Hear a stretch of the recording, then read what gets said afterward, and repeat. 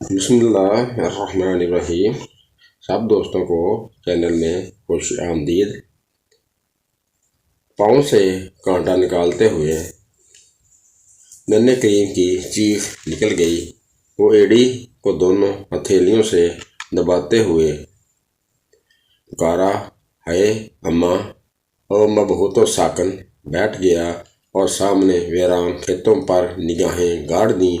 یوں معلوم ہوتا تھا جیسے وہ اپنی ماں کی آواز کا منتظر ہوتا ہے۔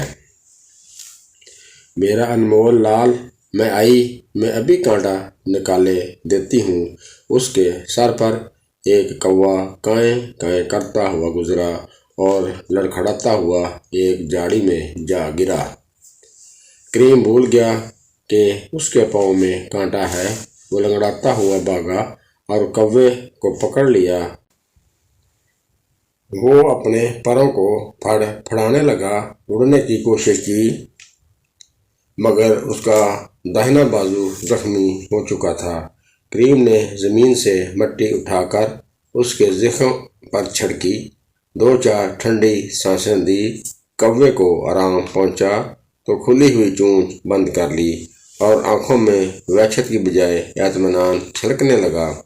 کریم نے بہت سے پتے اکٹھے کر کے سب سے بڑے نیم کی سب سے اونچی چوٹی پر جمائے۔ کوے کو ایک دو بار تھپک کر وہاں بٹھا دیا اور گھر کو لوٹ آیا۔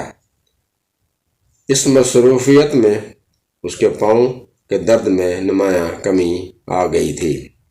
وہ ایک کسان کا اکلوتا بیٹا تھا۔ 1 سال ہوا اس کی ماں مر گئی۔ اس کے والد نے پچھلے دنوں ایک شادی کر لی تھی، لیکن اب یہ نئی ماں اس سے عجیب طرح سے پیش آتی تھی۔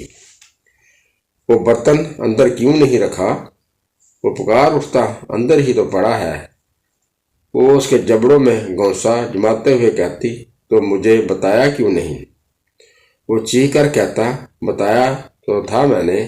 کریم نے کئی بار محسوس کیا کہ گھونسے کے زور سے اس کا دل رک گیا ہے، لیکن وہ کم بخت اچانک پھر دھڑک اٹھتا اور وہ سہمی ہوئی نظروں سے ایک اور گھونسا سر پر منڈلاتے ہوئے دیکھتا۔ اول تو اس نے سوتیلی ماں کے خلاف صدائے احتجاج بھی بلند کی، چھوڑ دے مجھے ورنہ میری امی تیری بوٹیاں نوچ لے گی، چھوڑ دے مجھے ورنہ میرے ابا تجھے مار ڈالے گا۔ لیکن ایک دن جب اس کی سوتیلی ماں نے یہ کہا، تیری ماں کو تو قبر کے سانپ اور بچھو چمٹے پڑے ہوں گے، وہ تیرے باپ کا گھر تباہ کر کے اگلے جہاں میں آرام سے تھوڑا رہے گی۔ تو ننھا کریم غصے سے بے بس ہو کر اس پر جھپٹا، مگر دھکا کھا کر اوندے منہ جا گرا۔ دوڑا باپ کے پاس گیا اور چیخنے لگا، ابا! خالہ نے میرے دانت توڑ دیے، یہ دیکھو تو مسوڑوں سے خون بہہ رہا ہے، یہ دیکھو نا میری کہنیاں چھل گئی ہیں۔ وہ کہتی ہیں تیری ماں کو سانپ بچھو کھا رہے ہیں، وہ جھوٹ بکتی ہے ابا، میری ماں ہر رات آ کر میرا ماتھا چومتی ہے۔ تڑاک کی آواز اور پھر کریم کا کان اس کے باپ کی انگلیوں میں تھا۔ کان کو اینٹھتے ہوئے بولا، خالہ کے خلاف بک رہا ہے؟ اب تیری ماں کا راج نہیں رہا کہ گھر کا غلہ نکال کر دکانداروں کے آگے جا ڈالے اور گل چھڑے اڑائے۔ اب انسانوں کی طرح رہنا پڑے گا یہاں۔ اس دن کے بعد اس نے باپ کے آگے کوئی شکایت نہ کی، نہ اپنی خالہ کے گھونسوں کا جواب کسی دھمکی سے دیا۔ بس چپ چاپ گھونسے سہ لیتا اور ٹوٹی پھوٹی کھاٹ پر بازو کا تکیہ بنا کر سو جاتا۔ صبح گھونسے سہ کر باہر جاتا، مویشی چرا کر لاتا اور گھونسے سہ کر سو جاتا۔ اس دن وہ ایک بیل کے پیچھے بھاگا تو اس کی ایڑی میں ایک بہت لمبا کانٹا چبھ گیا۔ زخمی کوے کو گھونسلے میں بٹھا کر گھر آیا اور اپنی ٹوٹی پھوٹی کھاٹ پر لیٹ گیا، جو صحن کے پرلے سرے پر بیلوں کے تھانوں کے پاس دن رات پڑی رہتی تھی۔ ہاٹ کیا تھی؟ ایک جھولا تھا جس میں ننا کریم گھٹنے سینے سے لگائے بازو جسم سے چمٹائے پڑا رہتا تھا۔ اس کی خالہ چولہے کے سامنے بیٹھی تھی اور اس کا باپ پاس ہی پلنگ پر لیٹا حقہ پی رہا تھا۔ اس کی خالہ کہنے لگی، ابھی تک کریم نہیں آیا، جانے گاؤں میں کیا کرتا رہتا ہے۔ پرسوں کی بات ہے، ہمسائی کے ہاں گیا اور کہنے لگا، مجھے میری نئی ماں مارتی ہے، روٹی نہیں دیتی، میں بھوکا ننگا ہوں۔ اب اس سے پوچھو، میں نے اسے کب مارا؟ میں نے اسے کب کھانا نہیں دیا، کب کپڑے نہیں پہنائے؟ اس بچے کو سمجھاؤ، ورنہ یہ گھر گھر کھانے کو مانگتا پھرے گا اور تم شریکوں کے سامنے سر نہ اٹھا سکو گے۔ اس تقریر کے دوران میں کریم نے ایک دو بار آواز دی، میں آ گیا ہوں ابا، میں آ گیا ہوں، لیکن نہ اس کے باپ نے کچھ سنا اور نہ اس کی خالہ نے۔ جب وہ سانس لینے کے لیے رکی تو کریم ان کے قریب آیا اور بولا، میں تو کب کا بیٹھا ہوں خالہ۔ اس کا باپ حقہ ایک طرف کر کے اس کی طرف بڑھا، کیوں ابے، تیری ماں کیا مری کہ تو ہر بندھن سے آزاد ہو گیا؟ گھر گھر میرے گلے ہو رہے ہیں۔ ایک تھپڑ کریم کے منہ پر پڑا۔ اس کے جی میں آئی کہ باپ کے اس ظلم کے خلاف احتجاج کرے، مگر زبان بے حس ہو کر رہ گئی۔ وہ چپ چاپ اٹھا اور اپنی کھاٹ کا رخ کیا۔ آج لنگڑا کیوں رہا ہے؟ اس کے باپ نے پوچھا۔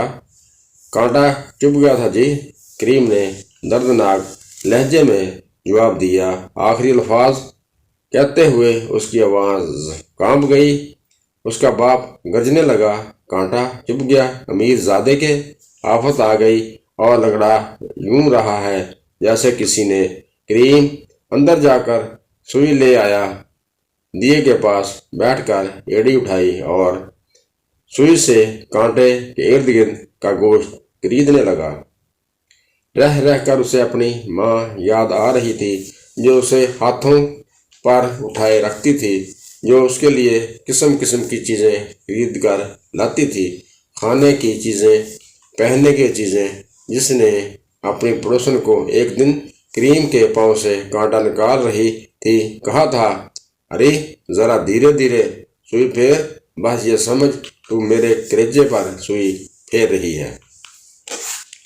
کریم کو یہ بات یاد آئی تو اس کی چیخ نکل گئی۔ اس کا باپ صحن کے پرلے سرے پر بیلوں کے آگے گھاس ڈال رہا تھا۔ اس کی خالہ اٹھی، اس کے پاس آ کر کہنے لگی، کیوں ابے لونڈے، رو کیوں رہا ہے؟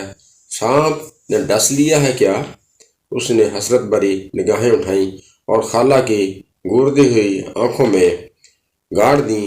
اس کی خالہ نے اس کی گردن پر غصے سے الٹا ہاتھ مارا۔ کریم دیے پر جا گرا، دیا لڑک کر اس کی گود میں آ گیا۔ اس کے کپڑوں کو آگ لگ گئی۔ لہراتے ہوئے شعلوں سے چیخوں کا ایک طوفان بلند ہوا، ابا دوڑیو، میرے ابا، میں جل مرا، او ابا۔ اس کا باپ ہوا کی طرح اس کے پاس پہنچا، گڑھے پر گڑھا ڈھیلنا شروع کر دیا۔ آگ بجھ گئی اور اب زمین پر کیچڑ میں لت پت بے ہوش کریم آہستہ آہستہ سانس لے رہا تھا۔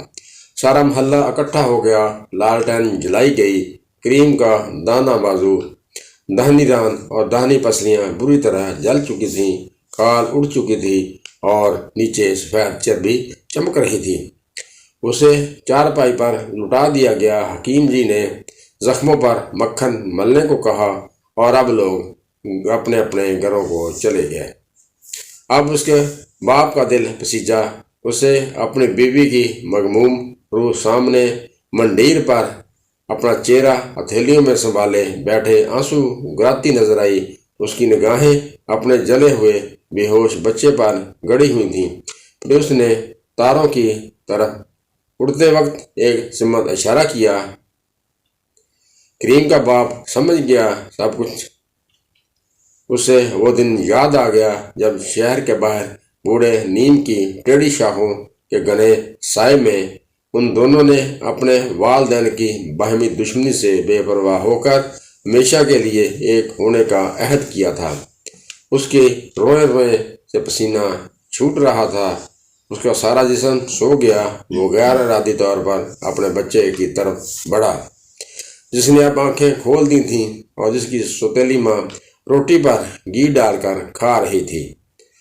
وہ کریم کے قریب گیا، ماتھے پر ہاتھ پھیر کر پوچھا، میرے کریم، کہاں کہاں درد ہے؟ تمہارے کہاں کہاں درد ہے؟ بتاؤ نا مجھے کہ وہاں میں اپنے کلیجے کا خون نچوڑ دوں۔ تم مجھے گور کیوں رہے ہو میرے بچے؟ تم مجھے اس طرح نہ دیکھو میرے ننھے، اس طرح تمہارے کمینے باپ کی روح میں نشتر گڑ جائے گا۔ کہاں کہاں درد ہے؟ پاؤں ہی اڑا دیا ہے۔ ادھر آ، سوئی لے کے دیے کے پاس تمہارے، بتاؤ نا، بیٹھ جاؤ اور نکال اسے۔ ایڑی پر ابا ایک نحیف سی آواز آئی۔ وہاں کانٹا چبھ گیا تھا۔ کریم کا باپ کلیجہ پکڑ کر رہ گیا۔ ابھی تک کریم کو اپنے جلنے کی خبر نہیں تھی۔ وہ بولے جا رہا تھا، ابا، یہاں ایڑی میں اتنا لمبا کانٹا چبھ گیا، خالہ ذرا سوئی دینا، میں کانٹا نکال لوں۔ کریم کا باپ شدید درد سے بلبلا اٹھا۔ ہائے میرے بچے، میرے کریم، تم جل گئے ہو، تمہیں معلوم نہیں کیا؟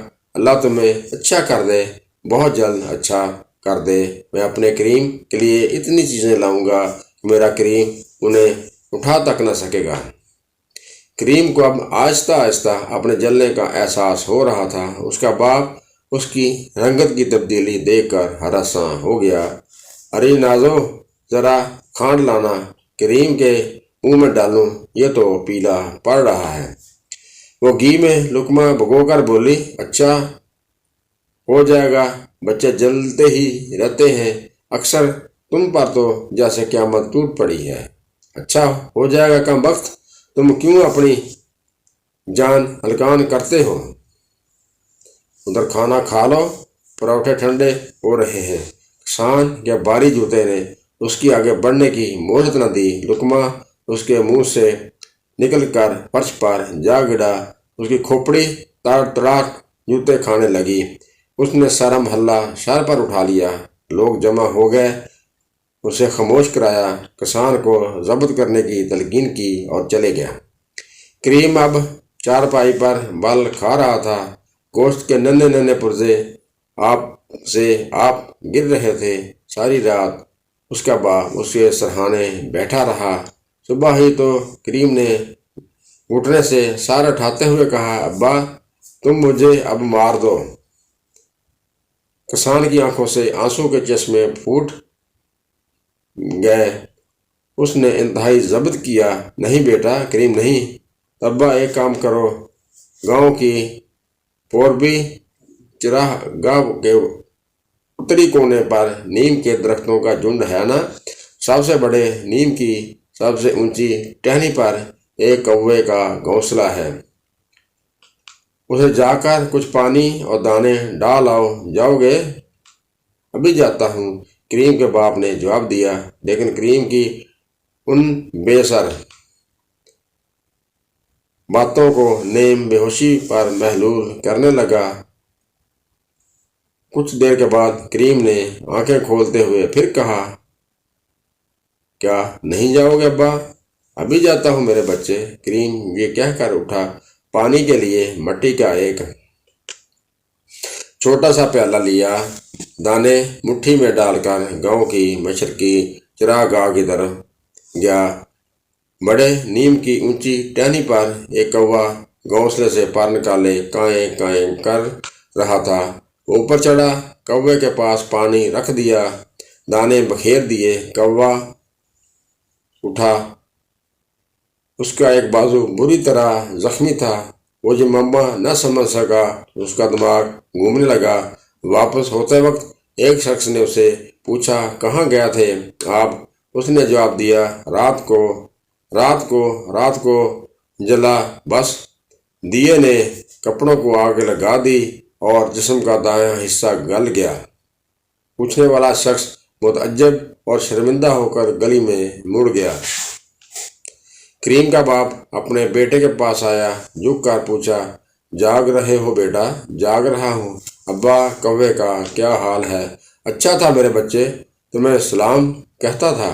کریم نے ہنسنے کی کوشش کی، تو میں خود اسے سلام کا جواب دوں گا ابا، اب ذرا بیل کھول دو، باہر جانے کا وقت ہو گیا ہے۔ احسان ضبط نہ کر سکا، بے اختیار رونے لگا، اپنی نئی بیاہی بیوی کی طرف دیکھا جو ایک کونے میں بیٹھی اسے بے انتہا نفرت سے گھور رہی تھی۔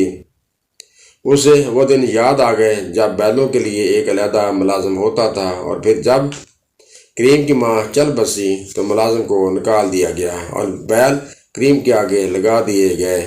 اسے اپنی ساری زندگی پر اندھیرا ہی اندھیرا چھایا ہوا دکھائی دینے لگا۔ وہ دل ہی دل میں اپنے آپ کو ملامت کرنے لگا۔ وقتی مسرتوں کے سلسلہ میں اس کی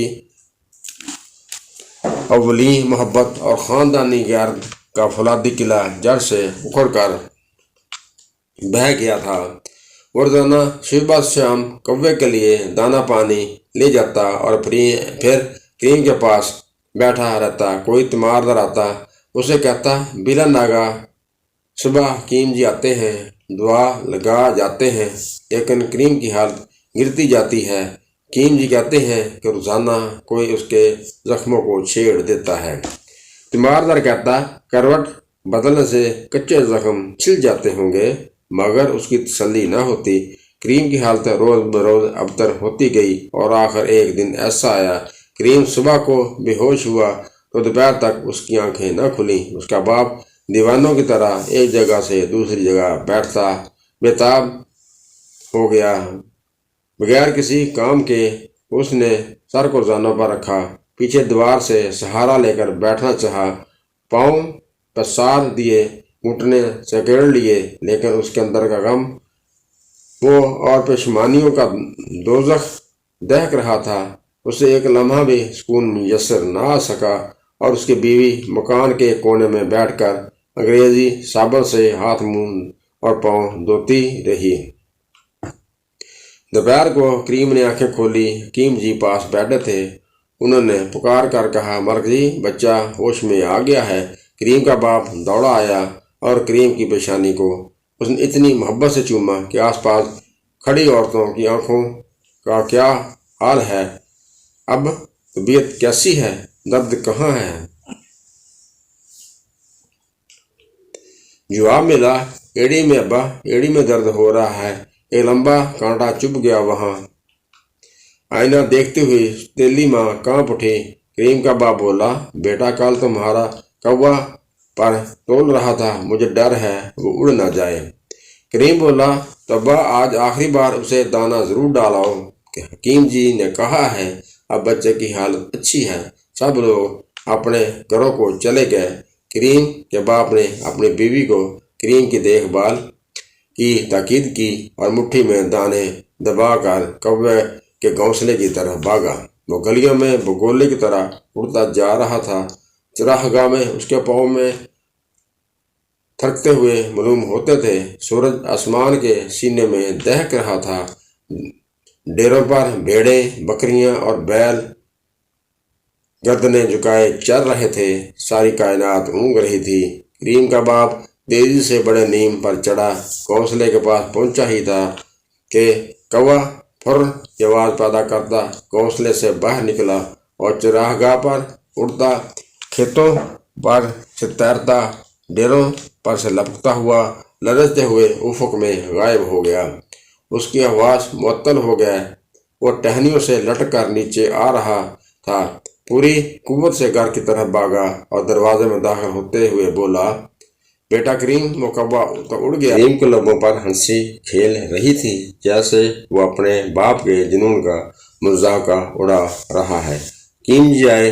انہوں نے کریم کی نبضیں ٹٹول کر کہا، آج اس کے زخموں کو کسی نے بہت سختی سے چھیلا ہے، اس لیے جان بر نہ ہو سکا۔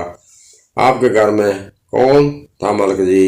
نئی بیوی کے ہاتھ سے لقمہ گر کر پانی کے برتن میں جا گرا۔ کریم کا باپ کپڑے پھاڑتا ہوا باہر نکل گیا، لوگوں، میرے بچے کی ایڑی میں کانٹا چبھ گیا ہے، اسے نکالو۔ نیم کے درخت میں ایک کوا رہتا تھا، وہ آج پربت سے پرے اڑ گیا، اس کو پکڑ کر لاؤ، اور میری بیوی نے میرے بچے کے زخم چھیل دیے، ان پر پناہ رکھو۔ لوگو، تم میرا منہ کیا تک رہے ہو؟